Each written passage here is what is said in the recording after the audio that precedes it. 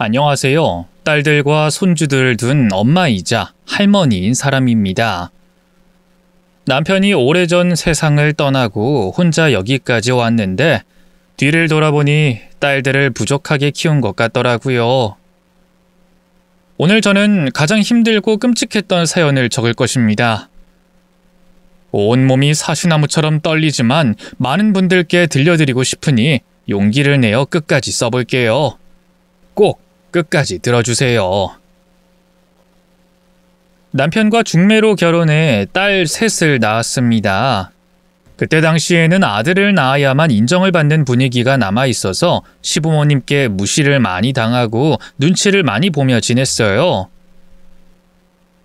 시부모님이 돌아가셨을 땐 속이 후련할 줄 알았지만 전혀 그렇지 않았어요.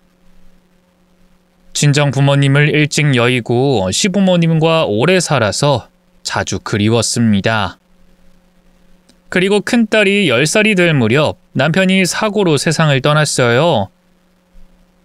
갑작스럽고 황망해서 믿을 수가 없었지만 그 이의 싸늘한 죽음을 본 순간 받아들일 수밖에 없었어요. 슬픔이 몰려왔지만 앞으로 세 딸을 혼자서 어떻게 키워야 할지 가늠되지 않았습니다. 남편 장례를 치르고 사회생활을 시작하게 됐는데 할 줄 아는 것이 없어 파출부부터 시작했어요. 큰딸이 동생들을 잘 보살펴주긴 했지만 늘 자식 걱정 때문에 일을 하면서도 마음은 늘 집에 가 있었습니다. 먹고 살기 위해 해본 일이 참 많아요. 파출부와 식당 종업원, 공사장에서 여자가 할 수 있는 청소와 심부름, 그리고 월급이 제법 많은 이불 공장에서 오랫동안 일했어요. 다행히 세 딸을 굶기지 않고 나름 잘 키웠어요. 애들이 스스로 공부도 잘하고 싸우지 않고 잘 지내주니 너무 고마웠답니다. 그렇게 세월은 빠르게 흘렀고 세 딸을 대학까지 보내고 직장을 보내며 독립시켰습니다. 그리고 딸 셋이 순서대로 시집을 가게 되자 거울 속에 제 얼굴은 아주 많이 늙어 있었습니다. 자식들이 모두 가정을 꾸리고 살게 됐으니 저는 일을 관두고 연금을 받으며 소소하게 지냈습니다. 온몸이 옥신대고 아파서 쉬어야만 했답니다. 그런데 1년 만에 큰딸과 둘째 딸이 손주를 낳게 되면서 저에게 새로운 임무가 생겼습니다. 맞벌이로 바쁘게 사는 자식들이 육아를 부탁하니 어떻게 거절하겠어요. 또 사랑스러운 아가들을 보니 웃음이 절로 나왔고 키워주고 싶은 마음이 절로 생겼답니다. 첫째, 둘째는 결혼하고 1년 만에 아이를 낳고 잘 지내는 반면 막내딸은 임신 소식도 없었고 사는 게 버거운지 늘 표정이 어두워 보였습니다. 준이야, 얼굴이 왜 이렇게 헬쑥해졌냐? 결혼한 새색시가 그렇게 어두워서 되겠어? 그냥 피곤해서 그래. 회사 일이 좀 많거든. 회사 일을 너 혼자 다 하는 건 아닐 거 아니야. 좀 쉬엄쉬엄 해라. 엄마, 말이 쉽지. 회사 생활도 안 해봤으면서 쉽게 말하지 마. 너 요즘 많이 까칠하다. 엄마한테 무슨 불만이라도 있는 거야? 불만? 그런 거 없어. 투정 부리는 사춘기 소녀 같길래 물어봤다. 근데 너 아이는 언제 가질 거니? 엄마가 내 시어머니야? 아니, 우리 시어머니도 애 낳으란 소리 안 하는데 왜 엄마가 난리야? 혜춘이야, 엄마가 말도 못하니? 궁금해서 물어본 거잖아. 네가 어릴 적부터 까칠한 건 알았지만 결혼하고 나니까 훨씬 더 심해진 것 같구나. 엄마는 내가 왜 이렇게 됐는지 모르지? 뭐? 그게 무슨 소리야? 아니야, 됐어. 오늘 들르라며. 반찬 좀 했다. 이서방이랑 밥 잘 챙겨 먹으라고. 이런 거 언니들한테만 해주는 줄 알았더니 나한테도 해주네. 아무튼 고마워. 막내딸 준이는 매사 저에게 짜증내는 투로 말했습니다. 얘가 왜 이럴까 곰곰이 생각해봤는데 아무리 머리를 쥐어짜봐도 잘 모르겠더라고요. 큰딸과 둘째 딸은 구김살 없이 활발하고 긍정적인데 막내딸은 부정적이고 실증도 금방 내고 늘 차가웠습니다. 혹시 결혼 생활에 문제가 있나 싶어서 나를 잡고 찾아갔어요. 주말에 연락도 안 하고 가서 사위가 머리에 새집을 지은 채 절 맞이하더군요. 아이고, 장모님 오셨어요. 어서 들어오세요. 이서방 연락 없이 와서 미안하네. 반찬도 가져오고 사위가 잘 있는지 궁금해서 찾아와 봤네. 아이, 잘하셨어요, 장모님. 안 그래도 장모님 찾아뵈려고 했는데 이렇게 먼저 찾아와 주시니 감사하네요. 식사 안 하셨죠? 제가 요즘 취미로 요리를 하는데 얼마 전에 배운 파스타로 대접해 드리겠습니다. 자네 요리까지 하나? 이야, 내 딸이 시집을 잘 갔네. 든든하고 성실하고 착하기까지 하니 얼마나 좋아. 아닙니다, 장모님. 아직 부족한 사람이라 노력하면서 살고 있을 뿐이에요. 아무튼 제가 씻고 나와서 점심 차려드릴게요. 막내 사위를 보니 가정에도 별 문제가 없는 것 같았습니다. 도대체 왜 이렇게 까칠하고 차가운지 이해가 가지 않았어요. 그날 사위가 해준 파스타를 먹고 집으로 돌아갔습니다. 막내딸이 유독 저에게 까칠하게 구는 이유도 모른 채 말이죠. 그런데 얼마 뒤에 막내딸이 전화로 절 불러내더군요. 평일 밤이었는데 술에 취한 목소리로 제 집 앞 호프집으로 오라고 했답니다. 무슨 큰일이 있나 싶어 얼른 준비해서 나갔더니 막내딸 입에서 상상도 못했던 말이 나오더군요. 엄마는 엄마가 뭘 잘못했는지 모르지? 준이야, 엄마가 무슨 실수라도 한 거야? 지난번 연락 안 하고 너희 집에 찾아가서 화냈니? 겨우 그거 가지고 내가 화가 났을까? 엄마는 예전부터 언니들만 챙기고 예뻐했어. 나는 늘 뒷전이고 차별당했다고. 그래서 내가 삐뚤게 구는 거야. 뭐? 엄마가 널 차별했다고? 절대 아니야, 준이야.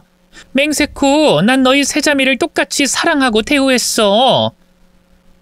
엄마, 진짜로 아무것도 모르는 거야? 언니들한텐 항상 모든 걸 새 것으로 사줬어. 그리고 난 언니들이 쓰던 옷, 책, 신발 물려 신었다고. 물질적인 것뿐만 아니라 엄마의 시선은 늘 언니들에게만 있었어. 날 바라보는 순간은 거의 없었다고. 옷이나 책은 이 엄마가 돈을 잘 못 벌어서 그런 거야. 근데 언니들이랑 너랑 똑같이 사랑했어. 엄마가 너를 얼마나 많이 안아주고 사랑했는데. 그건 엄마가 마음대로 기억하는 거야. 난 어릴 적 차별당한 트라우마로 자식을 갖는 게 두려워. 그래서 일부러 아이를 갖지 않는 거야. 뭐? 엄마 때문에 애를 안 낳는 거라고? 준이야, 아무래도 너 취해서 아무 말이나 하는 것 같은데 그만 일어나자. 집에 데려다 줄게. 이거 놔! 난 오늘 할 말 다 해야겠어. 엄마, 나한테 왜 그랬어? 왜 나만 차별하고 외롭게 뒀냐고? 막내딸은 저에게 서운한 게 한두 가지가 아니라며 연거푸 하소연을 했습니다. 그런데 귀를 기울여 들어보니 막내딸 말이 모두 맞는 것 같았어요. 제가 딸 셋을 공평하게 키우지 못하고 한쪽으로 치우쳐서 상처를 받은 것을 느낄 수 있었습니다. 그래서 입술을 떨며 조심스레 말을 건넸습니다. 준이야, 미안하다. 엄마가 부족해서 그래. 아빠가 일찍 돌아가셔서 정신없이 살다 보니 소중한 걸 챙기지 못했나 봐. 준이야, 엄마도 엄마가 처음이라 완벽하지 못해. 게다가 잘 배우지도 못하고 무식하니 많은 잘못을 했겠지. 이제라도 엄마가 너에게 좋은 엄마가 될 수 있게 기회를 주지 않을래? 왜 그랬어? 왜 나를 이렇게 만들었냐고? 애정 결핍으로 화나고 짜증나고 초라하게 만들었냐고? 미안하다. 정말 미안해. 엄마를 용서하진 못하더라도 기회를 줘. 부탁해. 갈게 내 딸 준이야. 그렇게 딸을 품에 안고 미안하다, 사랑한다를 수십 번 말해주며 달래줬죠. 과거를 떠올리며 제가 잘못했던 나를 뉘우치고 앞으로 잘해야겠다고 다짐과 맹세를 했답니다. 그날 막내딸과 깊은 대화를 하고 나서 노력해보기로 했어요. 단둘이 여행을 가보기도 하고 아무도 없는 조용한 곳에서 진솔한 대화도 나눴습니다. 또 막내딸 집에 자주 가서 사위와 셋이 자주 어울리며 다른 두 딸보다 더 잘해주려고 노력했답니다. 그리고 하루는 막내딸과 둘이 목욕탕을 갔는데 둘이 간 건 처음이었답니다. 엄마, 나 어릴 때 엄마랑 언니들이랑 따라와서 목욕탕 온 이후로 처음인 것 같네. 엄마 뱃살이 그렇게 많은지 오늘에서야 제대로 보게 됐어. 엄마 놀리냐? 너도 애 키우고 나이 들어봐라. 살이 절로 늘어나고 불 테니까. 그런가? 아무튼 엄마 몸매가 귀엽네. 그래, 고맙다. 근데 왜 갑자기 목욕탕에 오자고 한 거니? 너 공중 목욕탕 싫다고 집에서만 씻었잖아. 어릴 때는 엄마가 언니들만 좋아하는 것 같아서 따라가고 싶지 않았어. 왜 그런 거 있잖아. 반항하면 관심 받을 줄 알고 엇나가는 애들. 그때 내가 그랬어. 아이고, 이 엄마가 죄인이다. 미안하다, 준이야. 정말 미안해. 무식하고 생각 없는 엄마라서 하나부터 열까지 부족했어. 됐어. 엄마랑 같이 놀면서 다 풀렸으니까 이젠 결핍 같은 거 없어.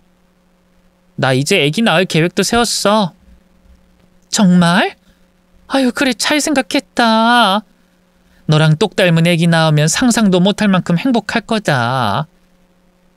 내가 널 낳았을 때 느꼈던 감정을 너도 똑같이 느낄 수 있을 거야.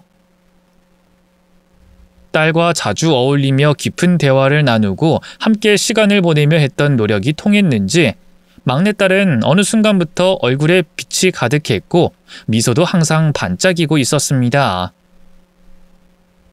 얼마 뒤에는 딸아이가 임신까지 했다고 알리더라고요. 세상에, 아기를 가졌다고? 아우, 너무 잘됐다, 준이야. 모르겠어. 내가 엄마가 될 자격이 있는지 모르겠단 말이야. 자격이라니? 엄마가 되는데 자격 없는 사람이 어딨니? 너 애기 낳을 준비 됐다고 했었잖아. 왜? 엄마 때문에 걱정인 거야? 넌 나보다 훨씬 똑똑하고 지혜로운 사람이니 나보다 좋은 엄마가 될 거야. 아니, 누가 엄마 탓을 하래? 애기를 가질 계획은 있었지만 이렇게 빨리 임신되니까 복잡해서 그런 거야. 애기 낳으면 뭐부터 해야 할지 아무것도 모른다고. 그런 거라면 걱정하지 마라. 내가 네 언니들 애기를 봐주고 있잖아. 너도 네 아이를 나한테 맡겨만 줘. 온 사랑을 주며 키울게. 절대 차별 안 할 테니까 믿어봐. 내가 괜히 푸념을 늘어났나 보네. 맨날 차별 안 하는 엄마가 되겠다고 말끝마다 날 놀리고 있잖아. 놀리는 게 아니라 엄마가 반성하는 거야. 여하튼 애기는 못 모르고 낳아도 본능적으로 엄마 노릇하게 될 거야. 그러니까 걱정하지 말고 건강하게 낳기나 해. 나중에 막내 사위에게 들었는데 제 딸이 절대 아이를 낳지 않겠다고 했다네요. 자기의 유년 시절이 행복하지 않던 게 떠올라서 그랬던 거죠. 부족한 저 때문에 귀한 손주가 태어나지 못할 뻔한 거라 생각하니 가슴이 쿵 하고 내려앉았죠. 아무튼 마음을 바꾼 막내딸이 이듬해 건강한 손녀를 낳았는데 어릴 적 딸의 얼굴과 너무 똑같아서 놀랐답니다. 준이가 준이를 낳았네. 어쩜 너 어릴 때랑 똑같이 생겼냐? 엄마, 내가 이렇게 예뻤어? 아이, 그럼 네가 언니들보다 훨씬 더 우월하게 예뻤지. 너 애기 때 동네 아줌마들이 데려다 키우고 싶단 말 얼마나 많이 한 줄 아니? 그때 엄마의 어깨에 힘이 엄청 들어갔다고. 말도 안 돼. 엄마 괜히 나 기분 좋아지라고 하는 소리지. 아니다. 엄만 거짓말 못해. 네 딸, 내 손녀 정말 예쁘다. 사랑스러워 미칠 정도야. 고마워. 앞으로 엄마가 봐줄 거지? 주말엔 내가 볼 수 있는데 평일엔 직장을 다녀야 하니까 수고 좀 해줘. 네 언니들 애기들 다 봐주는데 네 애기는 안 봐주겠니? 걱정하지 말고 너 하고 싶은 대로 다 하면서 살아. 엄마가 온 마음을 다해 헌신할 테니까. 막내딸에게 미안한 게 많아서 그런지 손주들을 볼 때 손이 한 번 더 가더라고요. 아무튼 손주 셋을 돌보며 바쁜 나날을 보냈습니다. 몇 년 동안 몸은 조금 힘들었지만 마음만큼은 정말 행복했어요. 딸들이 사위들과 잘 살고 있었고 손주들 역시 무럭무럭 자라는 걸 보니 예쁘고 사랑스러웠습니다.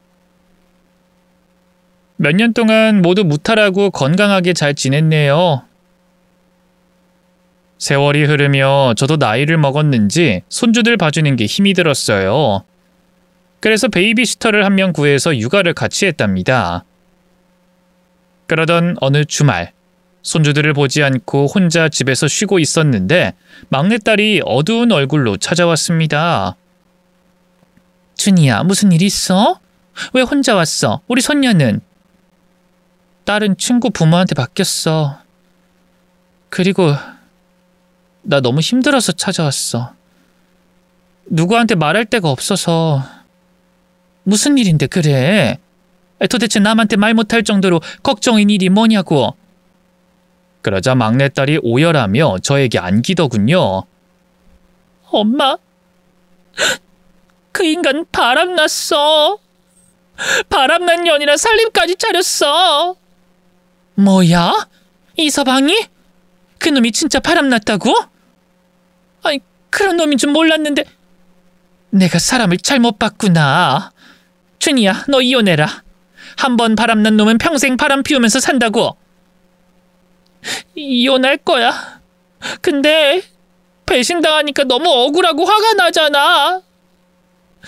그놈 가만두고 싶지 않아. 그래, 실컷 울어. 이 엄마가 다 해결해 줄 테니까 걱정하지 말고 쌓인 분노가 풀릴 때까지 일단 울어. 그렇게 막내딸은 1시간 정도 실컷 울고 나서야 지쳐서 잠이 들었습니다. 저는 딸 몰래 집을 나와서 사위에게 전화를 걸었어요. 아무것도 모른 척하고 잠깐 만나자고 했죠. 그러자 바로 나오겠다며 근처 카페에서 사위를 만났어요. 자네 얼굴이 좋아졌네. 피부가 반들반들 거리는구만. 뭐 좋은 일 있는가? 아, 그런가요? 요즘 재밌는 일이 있긴 하죠. 근데 절 부른 이유가 뭐죠? 뭐 저한테 하실 말씀이라도... 일단 말보다 이거 먼저 받게 놔. 저는 주머니를 주섬주섬 뒤지는 척하다가 제 앞에 있는 커피를 들어 사위 얼굴에 들이부었습니다. 아, 뜨거워! 아이, 장모님 지금 뭐 하시는 거예요? 아, 뜨거워. 뜨겁지? 지금 내 딸도 네 놈 때문에 속에서 열불이 났어. 어디 할 짓이 없어서 바람을 피우나? 얼굴이 반질반질해진 게 아랫도리를 함부로 놀려서 그런 거였나? 이 오라질 놈아? 집사람이 일렀어요? 장모님, 이건 부부 문제예요. 장모님이 끼어들 게 아니라고요. 저랑 집사람 요즘 사이 별로 안 좋았어요. 바람이 아니었어도 헤어질 생각이었다고요. 이 새끼가 터진 입이라고 멋대로 짓거리네. 야, 이 분리수거도 안 되는 놈아. 정신이 덜 들었지? 너 오늘 내 손에 돼질 줄 알아. 저는 두리번거리다가 옆에 있던 다른 손님 테이블에 커피를 들어 사위 얼굴에 다시 한번 뿌렸습니다. 그리곤 다른 손님에게 사과를 했죠. 제가 새로 한 잔 사드릴게요. 이놈이 내 딸 사위인데 바람 피워서 혼을 좀 내주고 있거든요. 그러자 손님은 괜찮다며 손사래를 쳤습니다. 그리고 다른 손님들이 시선 집중을 하게 되면서 사위의 새까맣게 물든 면상을 보고 있었죠. 아이, 뜨거! 장모님, 저한테 이러려고 부른 겁니까? 뜨거운 맛 좀 보라고 불렀어. 그리고 아직 끝나지 않았어, 이 씹어먹을 자식아! 사위의 넥타이를 확 잡아 끌어서 머리를 사정없이 갈겼습니다. 이놈아, 이 똥통에 처박힐 놈아! 감히 바람을 피워? 그리고 살림까지 차렸다면서! 네 놈이 사람 새끼냐? 네 딸한테 부끄럽지도 않냐? 아우, 그만 좀 하세요! 아파 죽겠다고요! 제 얼굴 안 보여요? 시뻘겋게 되었다고요! 내 딸 속은 시커멓게 타들어갔어, 이놈아! 장모님, 저 이혼할 겁니다. 집사람도 그렇게 할 거라고 했어요.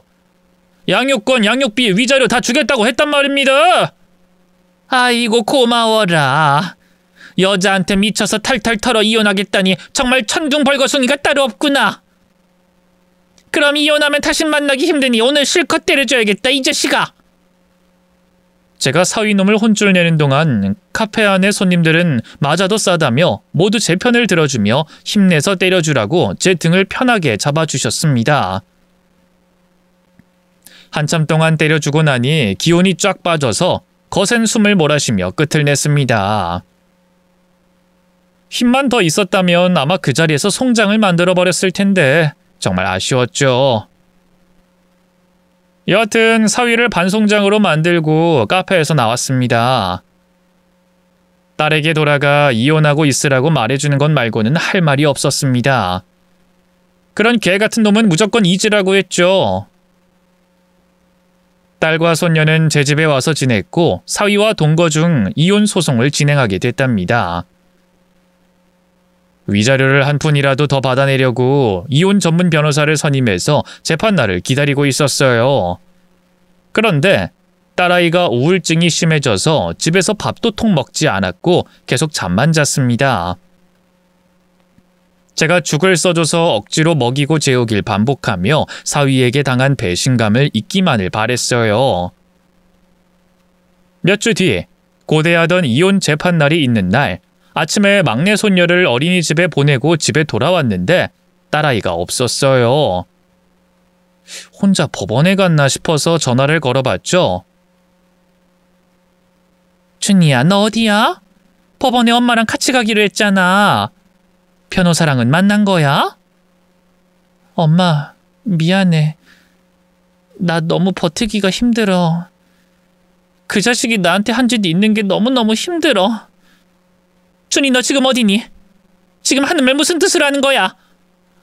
엄마, 나 너무 괴로워. 이 현실에서 벗어나고 싶어. 나 먼저 갈게. 우리 딸 좀 잘 부탁해. 이 못된 것아! 어디 엄마보다 먼저 가겠다는 소리를 해! 너 거기 어디야? 내가 갈 테니까 빨리 말해봐! 미안해, 엄마. 그리고 사랑해. 안 돼! 안 돼, 준이야! 전화는 그렇게 끊어졌습니다. 딸아이가 극단적인 선택을 하려는 것 같아 바로 경찰에 신고했어요. 자초지종을 말하자 딸의 위치 추적을 하더니 한강에 있다 하더군요. 경찰은 119에 신고하며 저를 태우고 사이렌을 울리며 도로를 질주했습니다. 이윽고 한강에 도착했더니 이미 구급대원들이 제 딸을 물에서 꺼내서 나왔더군요. 심폐소생술을 하면서 숨을 트이게 하려고 하는데 딸은 꿈쩍도 하지 않았습니다. 구급대원이 병원에 빨리 이송하겠다며 딸과 저를 실었고 계속해서 심폐소생술을 멈추지 않았습니다. 선생님, 우리 딸 좀 살려주세요. 제발 살려주세요. 이윽고 딸이 기침을 하며 물을 토해냈는데 의식을 차리진 못했습니다. 병원에 가서 의사에게 맡겨야 한다며 호흡기를 코와 입에 달고 빨리 달려서 응급실에 도착했답니다. 응급실에 들어서자 연락받은 의사들이 달려왔고 딸의 기도에 걸린 이물질을 꺼냈습니다. 그런데 호흡이 있던 딸아이가 다시 숨을 쉬지 않자 의사가 다시 심폐소생술을 시작하더군요. 저는 옆에서 눈물을 흘리며 제발 일어나라고 딸에게 부탁의 말만 했습니다. 그 순간 제 핸드폰이 울렸는데 저도 모르게 통화 버튼을 눌러서 받아줬어요. 장모님, 준이랑 있어요? 오늘 이혼 재판이 있는 거 몰라요? 변호사랑 기다리고 있으니까 빨리 좀 오세요. 자넨가? 네, 저예요. 장모님 사위라고요. 오늘 이혼 재판 날인데 왜 나타나지 않는 겁니까? 설마 나랑 이혼하기 싫어서 안 나온 거예요? 장모님, 불출석 3번이면 자동 이혼입니다. 난 절대로 집사람이랑 같이 살 마음 없습니다. 확실하게 알아들으세요. 지금 준이가 한강에 빠져서 응급실에 있네. 한강이요? 응급실? 설마 극단적인 선택을 하려고 한 거예요? 그래, 지금 위독한 상황이야. 거짓말 아니에요? 나랑 헤어지기 싫어서 장모님한테 거짓말하라고 시킨 거죠? 저는 사위 말에 대답을 하지 못하고 있었는데 옆에 있는 의사가 두 손을 모으고 말했습니다. 환자분 3시 23분에 사망하셨습니다. 그 목소리가 전화 속 사위에게 들렸는지 이렇게 말하더군요. 뭐야? 집사람 갔어요? 아니, 진짜 그렇게 가버린 거예요? 아니, 거짓말이 아니라 진짜 한강에 빠져서 그렇게 됐단 말입니까? 아니, 그럼 이혼할 필요 없겠네. 아이, 사별했으니 완전히 해방이다. 위자료 안 줘도 되고 보험금 받게 생겼네. 아, 로또도 해야겠네요. 아이, 3시 23분에 가버렸으니 3번이랑 23번 넣어서 로또 사면 대박 나겠네. 아, 오늘 당장 사러 가야겠네. 이서방, 방금 뭐라고 그랬나? 자네 미쳤나? 아유, 장모님 미쳤다뇨. 난 그냥 액대만셈 치고 잘 살려고 떠든 소리예요. 새 출발하는데 걸림돌이 알아서 사라져주니 마음이 편안하네요. 아무튼 장모님, 딸이 그렇게 된 건 유감이지만 뭐 일이 이렇게 된 걸 어쩌겠습니까? 아주 미쳐 날뛰는구만. 이서방, 하늘이 무섭지 않어? 하늘이 왜 무서워요? 오늘 날씨 화창한 거 몰라요? 아, 방금 생각난 건데 준이 보험금은 제 거인 거 아시죠?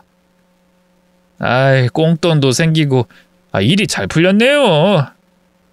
그럼 전 로또하러 가볼 테니 마음 잘 추스르세요.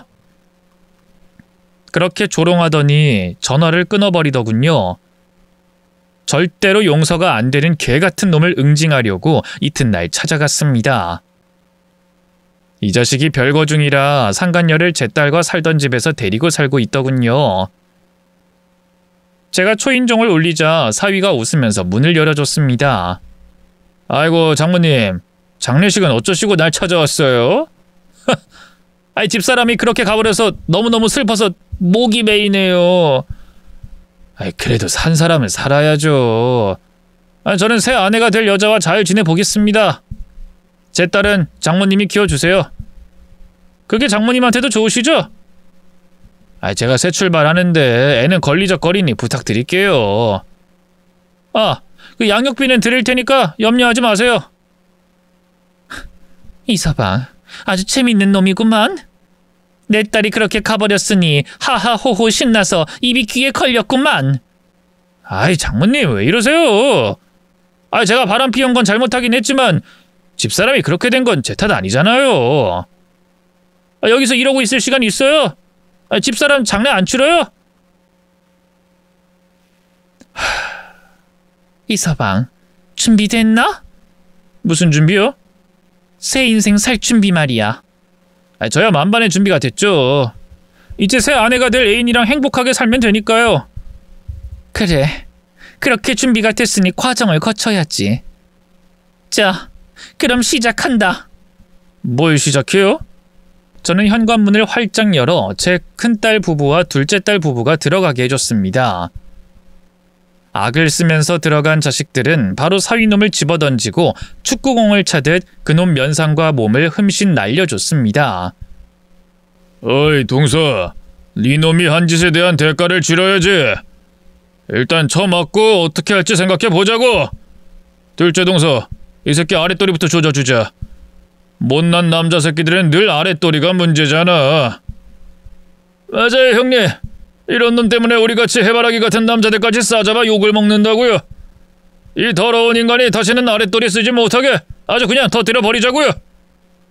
두 사위가 막내 사위의 다리 사이를 축구공 차듯이 뻥뻥 찼더니 개거품을 물고 흰자위를 보이더군요. 그리고 처음 보는 상간녀 역시 딸들에게 붙잡혀 사정없이 얻어터졌어요. 두 딸은 쌍욕을 퍼부으며 혼을 내줬습니다.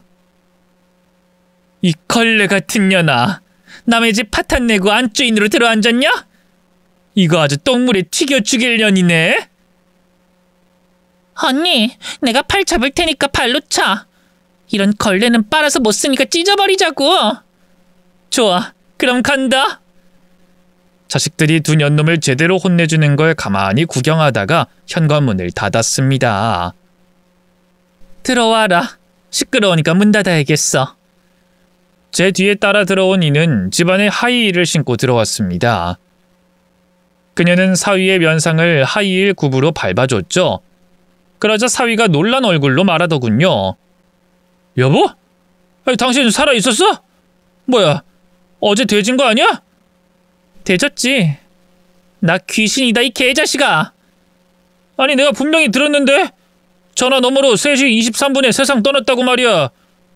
미안하다, 살아남아서. 내가 너한테 받은 충격 때문에 우울증이 심하게 와서 나도 모르게 그런 짓을 저질렀지. 근데 다행히 엄마가 날 살려주셨어.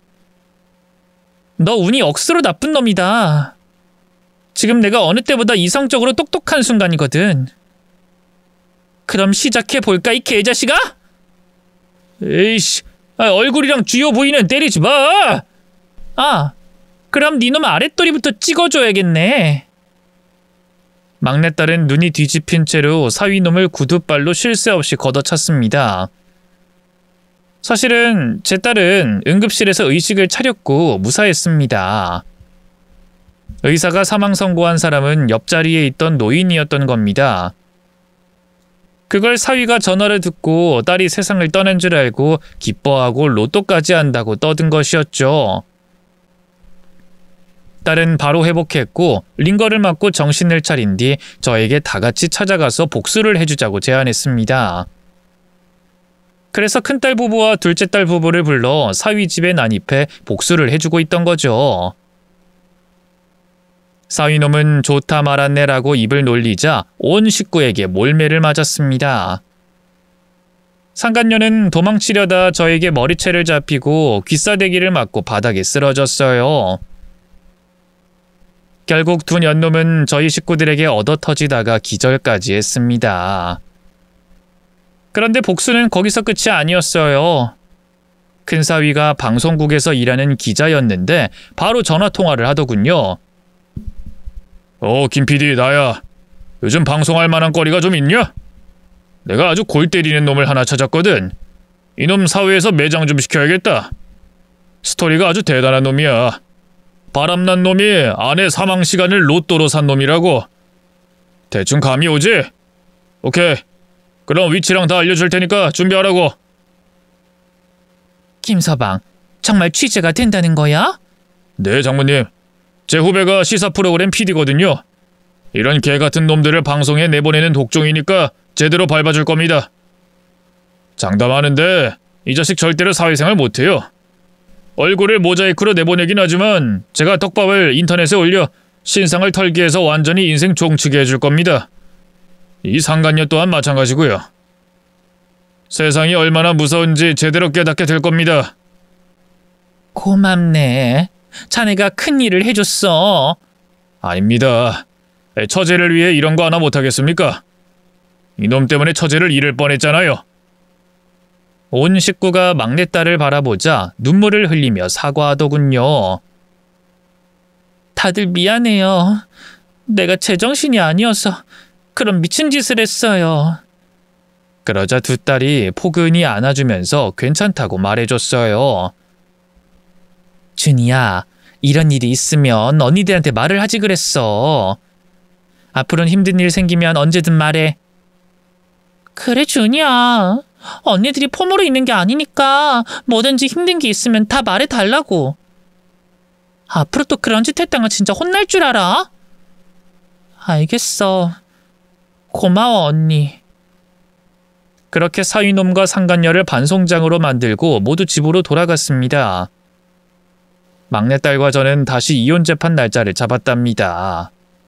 이번엔 진짜 이혼해서 새 인생을 살겠다고 약속을 해주더라고요. 큰사위 후배가 사위놈을 취재하기 시작했는데 주변인을 탈탈 털어서 인터뷰했고 저와 식구들 모두 인터뷰를 했습니다. 제 핸드폰의 전화는 모두 자동 녹음이 돼서 사위가 사망 소식에 기뻐하며 로또 번호를 쓰겠다는 음성을 건네줬습니다. 며칠간의 취재가 끝나고 방송이 언제가 될지 몰라 잠시 잊고 있었는데 이혼 재판 일주일 전에 방송한다고 연락이 왔답니다. 저는 이 프로그램을 다 같이 보면 의미가 있을 것 같아 큰딸 부부와 둘째 딸 부부를 집으로 불렀어요. 두 딸이 막내딸을 격려하며 옆에 붙어서 손을 잡아주며 프로그램을 함께 보기 시작했죠. 사위가 했던 만행이 모두 밝혀지고 방송이 끝나자 인터넷에 난리가 났습니다. 큰 사위가 막내 사위놈의 신상을 올렸고 그걸 물어버린 네티즌들이 여기저기 퍼다 올렸어요. 사위와 상간녀의 태어난 날짜부터 초중고 학교와 대학, 회사까지 모두 밝혀냈답니다. 제대로 인생 종치게 될 상황에 닥친 거죠. 이튿날 막내 사위에게 연락이 왔는데 무시해버렸어요. 문자로 이혼 재판 날 보자고 비웃는 이모티콘을 보냈죠. 예상대로 상간녀와 사위는 회사에서 잘렸고 집 밖을 나가지도 못한 상황이 왔어요. 현관문에 더러운 불륜이라고 라카로 칠하기도 했고 계란을 던지고 난리도 아니었답니다. 제 딸이 받은 고통에 비하면 그건 아무것도 아니라 생각이 들어서 더한 비난을 받길 바랬죠. 사위는 그렇게 며칠 마음고생하며 상간녀와 지냈는데 좋을 수가 없었죠. 상간녀는 야반도주에서 어디론가 숨어버렸답니다. 그리고 사위는 이혼 재판 전날 제 집을 찾아왔어요. 자네가 여긴 왜 왔나? 내일이 이혼 재판인데 준비해야지. 장모님, 저 인생 조졌어요. 완전히 끝장났다고요. 제 사진과 이름, 나이 인터넷에 퍼져서 아무것도 못하게 됐단 말이에요. 회사에서 잘린 것도 모자라 회사 명예를 실추했다고 고소까지 당했다고요. 아유, 그래? 일이 아주 잘 돌아가고 있구나. 그러게 바람을 왜 피웠나? 이런 결말이 올 거라고는 상상도 못한 거야? 장모님, 잠깐 안에 들어가서 얘기 좀 나누면 안 될까요? 저 집사람한테 꼭 해야 할 말이 있어요. 무슨 할 말인진 모르겠지만 집에 우리 딸들과 사위들 다 와 있네. 들어오면 각오하고 들어와야 할 거야. 네, 이미 끝난 인생인데 매 맞는 건 아무것도 아닙니다. 뭐 실컷 때리든지 꼬집든지 알아서 하세요. 저는 사위놈을 한 번 더 굴려줘야겠다고 판단하고 현관문을 열어줬습니다. 그러자 큰 사위, 둘째 사위가 골프채와 야구방망이를 들고 겁을 줬어요. 막내 사위는 곧장 거실 바닥에 무릎을 꿇었습니다. 형님들, 잠시 고정하세요. 저 집사람한테 할 말이 있어서 왔습니다. 말이라도 하고 맞게 해주세요. 네가 우리 처지한테 무슨 할 말이 있다고 뻔뻔하게 찾아와? 너 인생 제대로 날아갔어. 네 놈이 다른 곳에서 잘 사는 게 알려져도 끝까지 추적해서 널 벼랑 끝에 내몰 거라고. 형님, 압니다. 저도 바보가 아니니 그만하시고 집사람이랑 대화 좀 하게 해주세요. 준이야, 여보. 이에 막내딸이 소파에서 대답했습니다. 뭐야? 무슨 일로 온 거야? 내일이 우리 이혼 재판인 거 잊었어? 어차피 내일 얼굴 볼 텐데 뭐하러 온 거야? 난 합의 이혼 안 해. 제대로 따져서 피해 보상 받을 거야. 아주 제대로 뜯어줄 거라고. 여보, 내가 미안해. 정말 잘못했어. 바람을 피운 것도 잘못했고 당신한테 함부로 말한 것도 미안해. 그리고 당신이 죽은 줄 알고 기뻐하며 로또 사겠다고 한 것도 정말 미안해. 근데 여보, 나 이제 정신 차렸어. 내가 얼마나 잘못한지 깨달았다고. 당신에게 씻을 수 없는 상처를 줬지만 나에게 한 번만 기회를 주면 안 될까? 우리한텐 딸이 있잖아. 미친 자식. 그 더러운 입에 내 딸 올리지 마! 그래, 미안해. 딸 이야기는 배제할게. 근데 준이야, 나 정말 후회도 많이 하고 반성도 많이 했어. 게다가 방송으로 매장당했다고. 여보, 나 개명하고 다시 당신의 남편으로 살면 안 될까? 한 번만 기회를 줘. 웃기는 놈이네.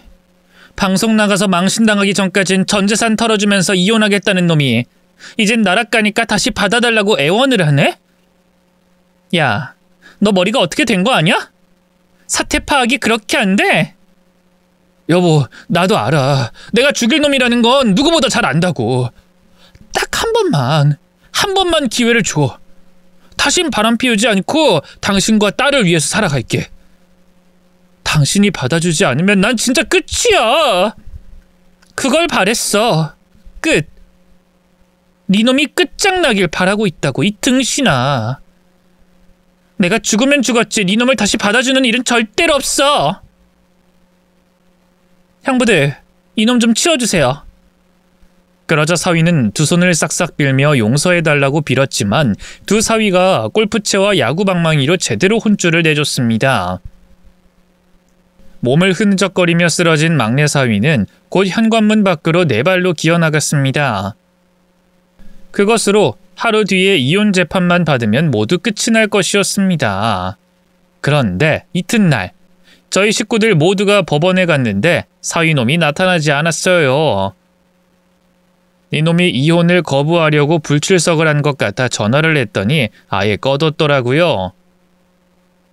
제 사위들과 딸들은 화를 주체하지 못해 그놈의 집에 쳐들어가서 끌고 나오자고 했답니다. 그 순간 모르는 번호로 전화가 걸려왔어요. 혹시 사위놈의 변호사인가 싶어 바로 받았습니다. 네, 여보세요? 여긴 병원인데요. 이진상 씨 가족 되시나요? 최근 통화 기록에 장모님이라고 저장돼 있어서 연락드렸습니다. 병원이요? 네, 제가 장모는 맞긴 하지만 오늘부터 남이 될 거예요. 근데 무슨 일이죠? 이진상 씨가 한강에 빠져서 숨지셨어요. 극단적인 선택을 한 것 같습니다. 네? 그놈이 한강에 빠져서 저 세상 갔다는 겁니까? 웃기는 놈이네. 앞으로 인생이 힘들어질 것 같으니 도망을 갔네. 아주 기가 막힌 놈이야. 이봐요, 난 그놈 가족 아니니까 전화번호부에 친부모 찾아서 연락하세요. 제가 전화를 끊자 자식들이 주목하더군요. 저는 고개를 끄덕이며 말했습니다. 들은 대로야. 그놈이 오늘 새벽에 한강에 뛰어들었대. 지금은 영안실에 있고. 막내딸이 놀란 것 같아 기운내라고 말을 해주려는데 갑자기 박장대소를 하더군요. 그 개자식이 결국은 그렇게 끝났네? 아주 잘 됐어. 엄마, 그럼 그 인간 재산 내가 다 받는 거 아니야? 아직 혼인 상태니까 내가 받는 게 맞지. 어? 글쎄, 그 변호사한테 물어보면 알겠지. 근데 준이 너 괜찮은 거 맞아? 엄마, 내가 그놈 때문에 한강에 뛰어내린 거 몰라? 그놈도 똑같이 괴로워서 한강에 뛰어내렸다고 하니까 속이 시원해. 난 엄마 때문에 살았지만 그놈은 아무도 구해주지 않아. 인생 종쳤어. 이건 아주 잘된 일이야. 내가 이겼어. 제대로 복수해줬다고. 막내딸은 배를 잡고 웃었는데 하도 많이 웃어서 경기를 일으키기도 했답니다. 어쨌든 막내 사위는 그렇게 세상을 떠났고 저희 식구들은 장례식에 가지 않았습니다. 나중에 막내 사위 부모의 변호사와 저희 쪽 변호사가 민사로 붙게 됐는데 사위 유산을 8대2로 나누라고 판결이 났습니다. 제 딸이 8을 가져가게 된 거죠. 아이까지 키우고 있으니 더 유리한 거였죠.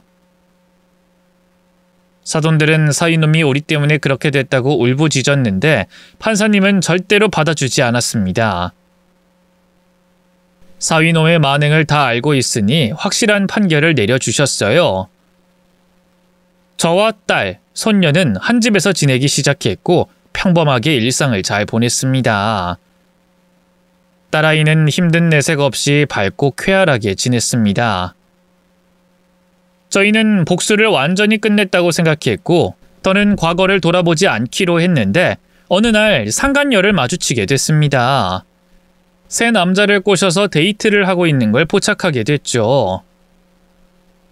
그날은 제 생일이었고 자식들과 손주들과 함께 호텔에서 식사를 하고 있었어요. 저는 상간녀를 알아보고 자식들에게 말했습니다.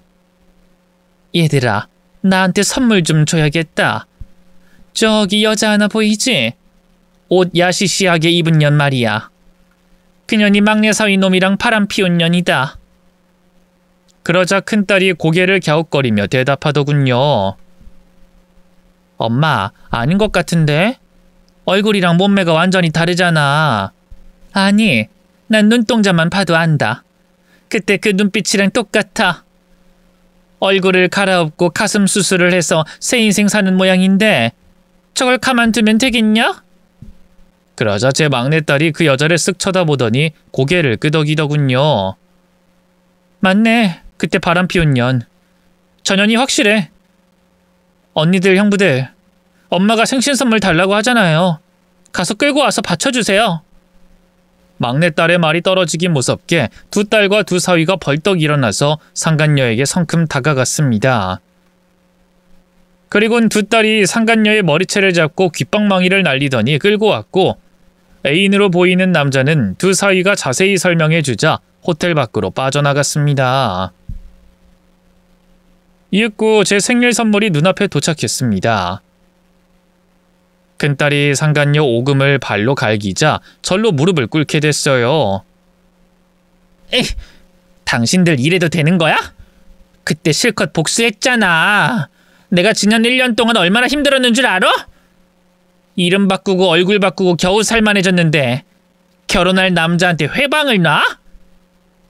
으이구, 이 한심한 년아. 넌 남자에 환장했냐? 하긴 눈이 쭉 째진 게 그 짓 못하면 못 살 관상이긴 하다. 이년아, 너랑 바람난 내 사위는 저 세상 가서 벌 받고 있는데 넌 멀쩡하게 잘 살면 안 되지. 뭐?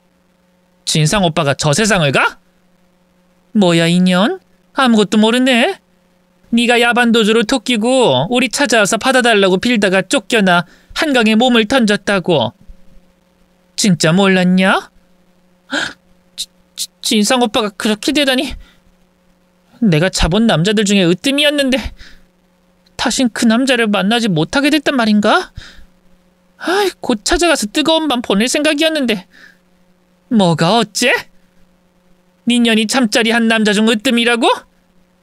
에라이 컬레년아. 이년은 수치심이라는 걸 못 느끼나 보네. 큰사위, 이년 방송 좀 내보내주면 안 되겠냐? 이건 나락 보내야 속이 시원할 것 같은데. 에이, 장모님, 왜 안 되겠습니까? 말씀만 하십시오. 제가 제대로 둘둘 말아 낭떠러지로 밀어버리겠습니다. 제 큰사위의 힘이 어마어마한 건 상간녀도 알고 있어서 바로 겁을 먹고 두 손을 싹싹 빌더군요. 저기 아주머님, 아니 선생님, 저 벌 받을 만큼 받았어요. 길 가다가 얻어터진 게 수십 번이라고요. 성형하고 개명해서 이제 새 인생 살아가기 시작했는데 저를 또 똥통에 쳐넣으시려고요? 제가 한 가정을 파탄내게 한 건 정말 죄송하게 생각합니다. 그래도 충분한 벌을 받았으니 제발 용서해 주세요. 으이구, 이 모자란 년을 어찌하면 좋겠냐. 그래, 그냥 가라. 니년은 우리가 무슨 짓을 해도 또 얼굴 갈아엎고 다시 남자 꼬시러 다니겠지. 걸레는 빨아도 걸레니 무슨 짓을 한 듯 달라지겠냐. 정말요? 감사합니다, 선생님. 그럼 저 이제 가봐도 되죠? 아니, 이 호텔에서 CCTV 없는 비상계단으로 끌고 가서 한번 족쳐줘야겠어. 너 같은 년은 맞아도 싸니까. 다들 인연 끌고 생일빵을 제대로 해보자고. 얼굴을 싹 갈아엎은 상간녀를 제 생일날 만났고 속이 후련해질 때까지 혼쭐을 내줬습니다. 그리고 큰사위가 상간녀가 무슨 사업을 하는지 알게 됐는데 벌레 퇴치기를 개발해서 판매하고 있다고 하더군요. 그런데 벌레 퇴치기라는 기계는 아무런 효과가 없는 사기 제품이라네요. 소비자를 기만하고 돈을 벌고 있다는 사실을 큰사위가 소비자 고발 프로그램의 PD에게 전해 상간녀 사업을 개박살 내고 사기죄로 구속까지 시켰답니다. 역시 한 가지 잘못한 인간은 털어보면 줄줄이 못된 짓을 많이 하나 봅니다. 그렇게 막내딸을 힘들게 했던 인간들은 모두 벼랑 끝으로 떨어지면서 끝이 났네요. 엄마, 나 때문에 고생 많았어. 미안해. 미안하긴. 엄마가 자식 위에 못할 게 뭐가 있겠냐. 그리고 내가 한 게 뭐가 있냐. 다 네 형부들이 도와줘서 두 잡것들을 조져버린 거지. 아니, 내가 한강에 빠졌을 때 엄마 아니었으면 난 이렇게 살아있지 못할 거야. 너 그거 엄청난 불효인 거 아니? 내가 그때만 생각하면 가슴이 철렁거린다고. 앞으로는 절대 그런 짓 하지 마라. 알겠어? 그럼 당연하지. 엄마한테 평생 잘하면서 살게. 딸은 이제 남은 복수가 없어서 자기 인생을 살겠다며 여러 남자를 소개받았습니다. 그중 배우자가 바람을 피워 이혼한 남자가 있었는데 외모도 멋있고 능력도 좋아서 마음에 들었다고 하더군요. 자식은 없다 했고 나이는 딸보다 4살 연하라고 했습니다. 준이야, 그런 남자가 널 좋다고 했단 말이야? 연하에 애도 없는 이혼남이? 왜? 나는 뭐 어린 남자 만나면 안 돼? 그리고 애가 없으면 나랑 결혼하면 안 된다는 거야? 아니, 그런 건 아닌데 완전 땡 잡은 것 같아서. 너 그 남자에 대해 잘 알아봐. 혹시 사기꾼일지도 모르니까. 엄마, 절대 그런 사람 아니거든. 엄청 착하고 순한 사람이야. 그리고 시부모님은 큰 회사를 운영하는 대표님들이라고. 이야, 우리 딸 진짜 횡재했구나. 잘했다, 아주 잘했어. 비온 뒤 땅이 굳어진다더니 너한테 폭풍우가 쏟아지더니 아주 따스한 복이 굴러오는가 보다. 준이야, 이제부턴 행복해라. 그렇게 막내딸은 재혼을 하게 됐고 얼마 뒤에 둘째 아이를 임신했다고 합니다. 지금 저랑 가까운 곳에 살림을 차려서 매일 왔다 갔다 하며 보고 있어요. 이제야 막내딸에게 좋은 엄마가 된 것 같아 기분이 좋습니다. 저는 그만 손주들 보러 가야 해서 글을 마무리하겠습니다. 세상 모든 엄마들이여, 힘내세요. 감사합니다.